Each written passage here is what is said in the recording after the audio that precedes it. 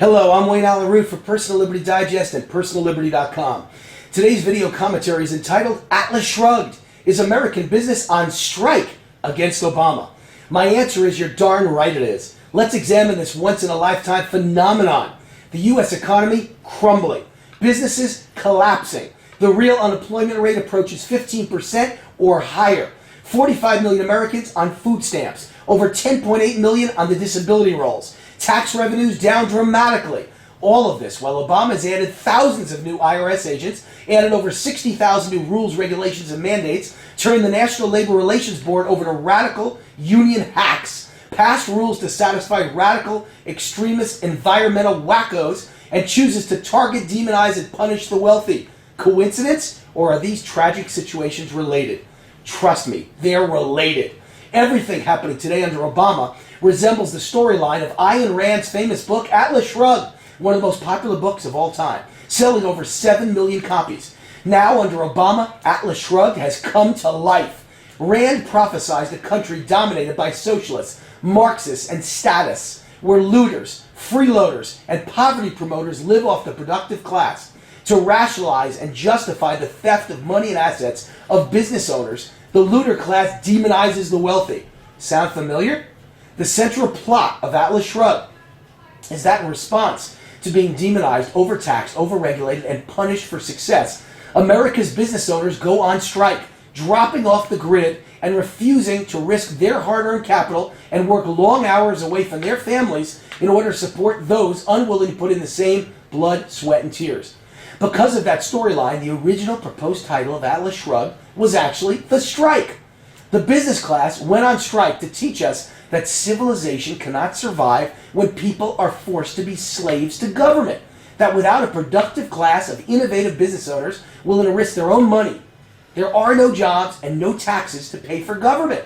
And there certainly is no success. Author Ayn Rand believed if you demonized and punished the wealthy, you'd kill the goose that lays the golden eggs. Jobs would disappear forever. In Obama's America, fact is becoming fiction. The lesson of Atlas Shrugged is that without the $250,000 income earners paying into Social Security, there are no pensions for the poor and lower middle class. Without the wealthy owners of million-dollar mansions paying $25,000 and up annual property tax bills, there is no funding for public schools. Without the wealthy paying into Medicare, there is no free health care for the elderly. Without capitalists motivated by profit, there are no discoveries to eradicate polio or create miraculous cancer and AIDS drugs. Without capitalists motivated by profit, there are no jobs. And that's what happens when the producers of society go on strike to protect themselves from the looters. Ayn Rand was warning the looters that there are consequences to their overzealous actions. She was warning that if the productive classes felt used and taken for granted or ripped off, they'd go on strike. They'd stop working and they'd retire early. They'd go underground or move to places where achievement is celebrated and they feel appreciated. The latest U.S. Census proves Ayn Rand right. Under Obama, the wealthy are striking and they're voting with their feet.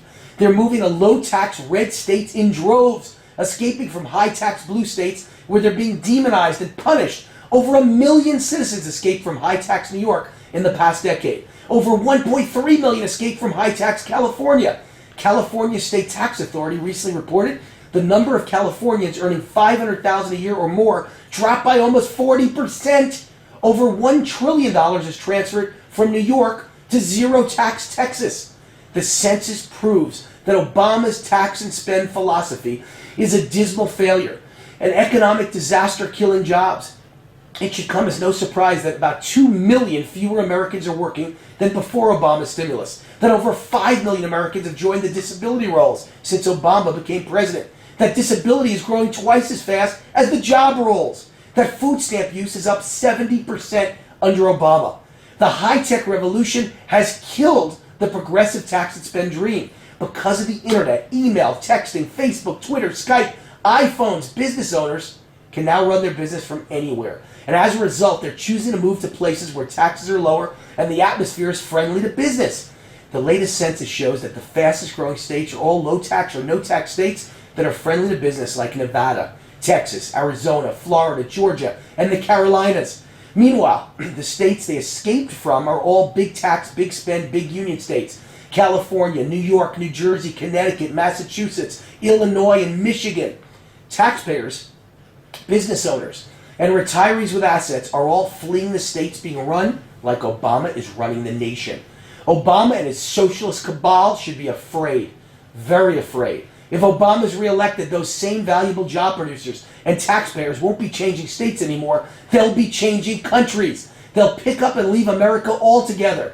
There's a big world out there begging them to come. Low tax havens that appreciate business owners and their sacrifice. They welcome expatriates. They celebrate achievement. They reward instead of punish business owners and financial risk takers. Even Canada is now a destination of choice for Americans searching for economic freedom. Under Obama, the U.S. has dropped to number 10 on the economic freedom list, while Canada is now number 6. How frightening is that?